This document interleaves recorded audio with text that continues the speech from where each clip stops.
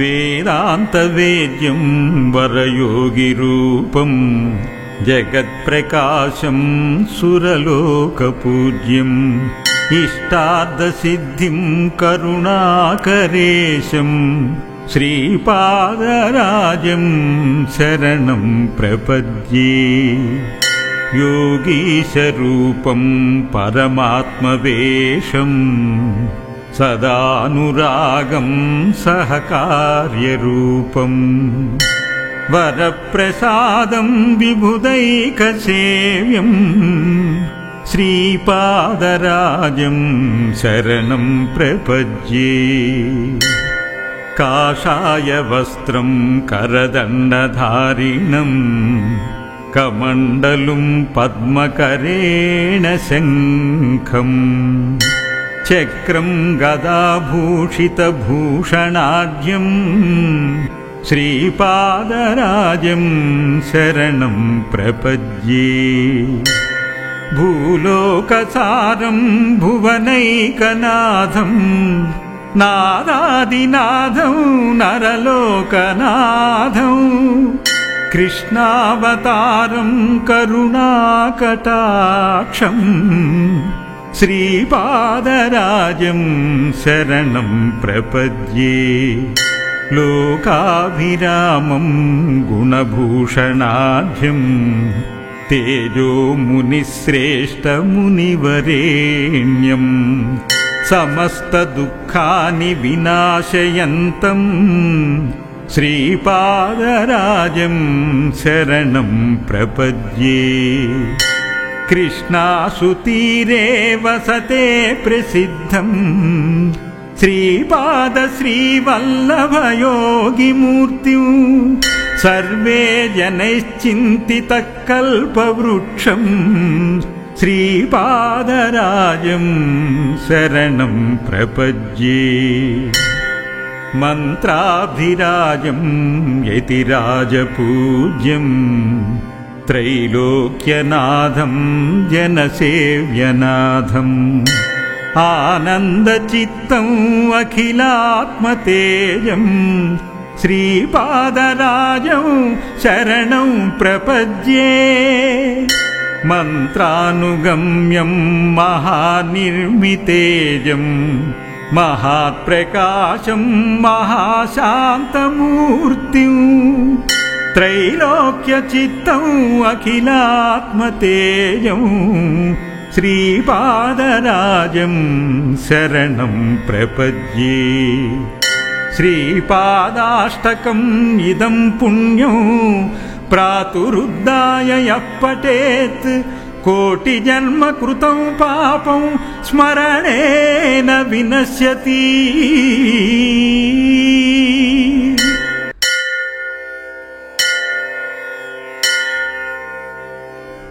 वेदान्तवेद्यं वरयोगिरूपं जगत्प्रकाशं सुरलोकपूज्यम् इष्टार्थसिद्धिं करुणाकरेशं श्रीपादराजं शरणं प्रपद्ये। योगीशरूपं परमात्मवेशं सदानुरागं सहकार्यरूपं वरप्रसादं विबुधैकसेव्यं श्रीपादराजं शरणं प्रपद्ये।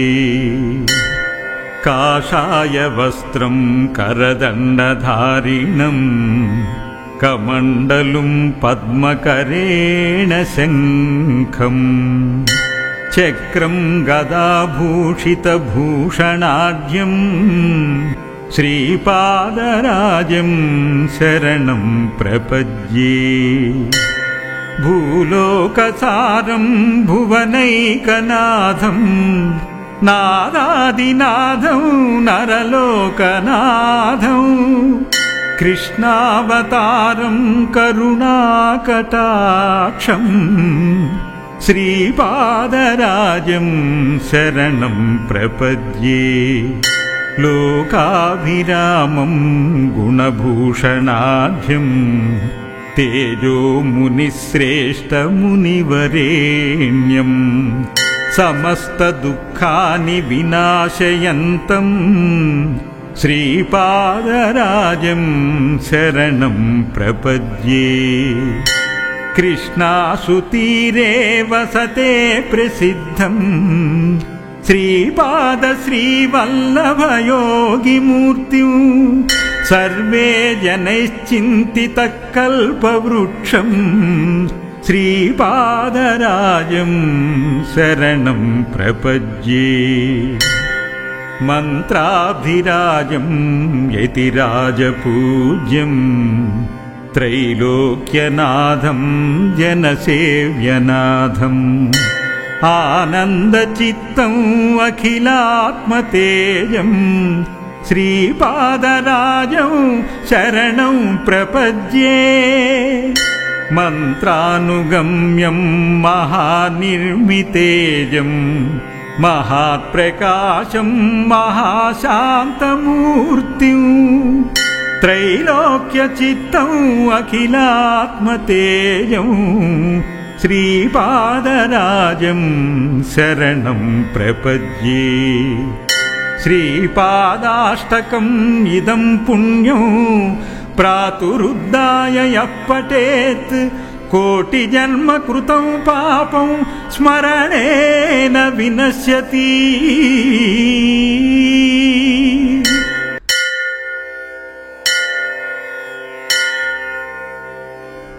वेदान्तवेद्यं वरयोगिरूपं जगत्प्रकाशं सुरलोकपूज्यं इष्टार्थसिद्धिं करुणाकरेशं श्रीपादराजं शरणं प्रपद्ये। योगीशरूपं परमात्मवेशं सदानुरागं सहकार्यरूपं वरप्रसादं विबुधैकसेव्यं श्रीपादराजं शरणं प्रपद्ये। काषायवस्त्रं करदण्डधारिणं कमण्डलुं पद्मकरेण शङ्खम् चक्रं गदाभूषितभूषणाढ्यं श्रीपादराजं शरणं प्रपद्ये। भूलोकसारं भुवनैकनाथं नादादिनाथं नरलोकनाथं कृष्णावतारं करुणाकटाक्षं श्रीपादराजं शरणं प्रपद्ये। लोकाभिरामं गुणभूषणाढ्यं तेजो मुनिश्रेष्ठमुनिवरेण्यं समस्तदुःखानि विनाशयन्तं श्रीपादराजं शरणं प्रपद्ये। कृष्णासुतीरे वसते प्रसिद्धं श्रीपादश्रीवल्लभयोगिमूर्तिं सर्वे जनैश्चिन्तितः कल्पवृक्षं श्रीपादराजं शरणं प्रपद्ये। मन्त्राभिराजं यतिराजपूज्यं त्रैलोक्यनाथं जनसेव्यनाथम् आनन्दचित्तम् अखिलात्मतेजं श्रीपादराजं शरणं प्रपद्ये। मन्त्रानुगम्यं महानिर्मितेजं महात्प्रकाशं महाशान्तमूर्तिं त्रैलोक्यचित्तम् अखिलात्मतेजं श्रीपादराजं शरणं प्रपद्ये। श्रीपादाष्टकम् इदं पुण्यं प्रातरुद्धाय यः पठेत् कोटिजन्म कृतं पापं स्मरणेन विनश्यति।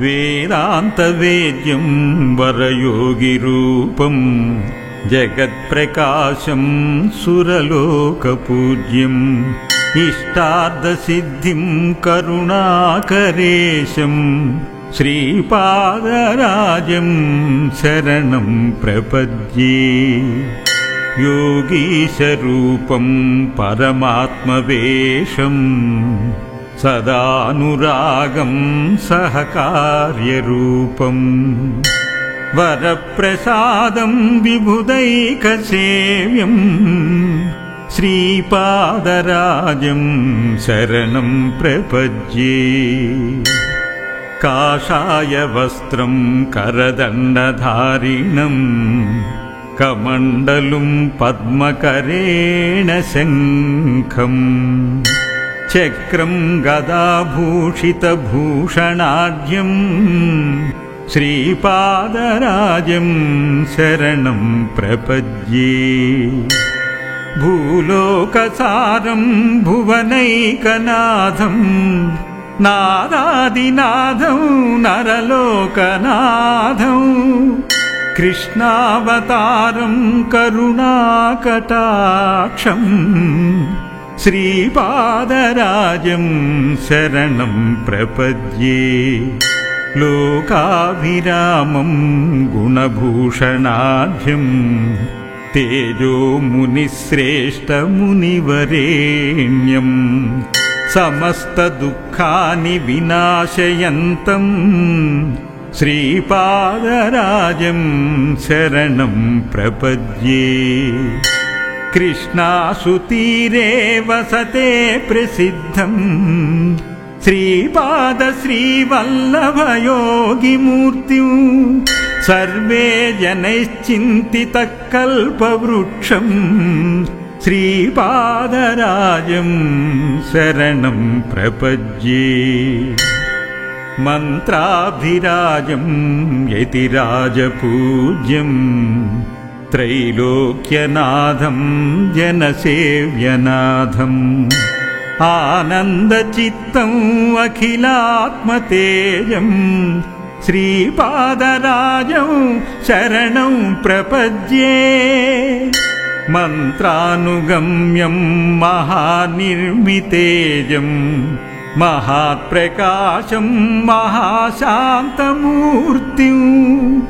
త్రైలోక్యచిత్తం అఖిలాత్మతేజం శ్రీపాదరాజం శరణం ప్రపద్యే శ్రీపాదాష్టకం ఇదం పుణ్యం ప్రాతురుద్ధాయ యః పఠేత్ కోటిజన్మ కృతం పాపం స్మరణేన వినశ్యతి.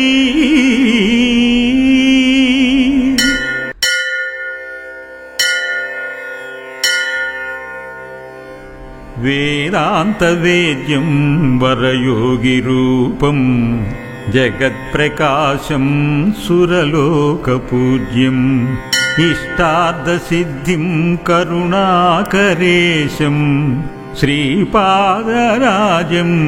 శరణం ప్రపద్యే యోగీశరూపం పరమాత్మవేషం సదానురాగం సహకార్యరూపం వరప్రసాదం విబుధైకసేవ్యం శ్రీపాదరాజం శరణం ప్రపద్యే కాషాయ వస్త్రం కరదండధారిణం కమండలుం పద్మకరేణ శంఖం చక్రం గదాభూషితభూషణాఢ్యం శ్రీపాదరాజం శరణం ప్రపద్యే భూలోకసారం భువనైకనాథం నాదాదినాథం నరలోకనాథం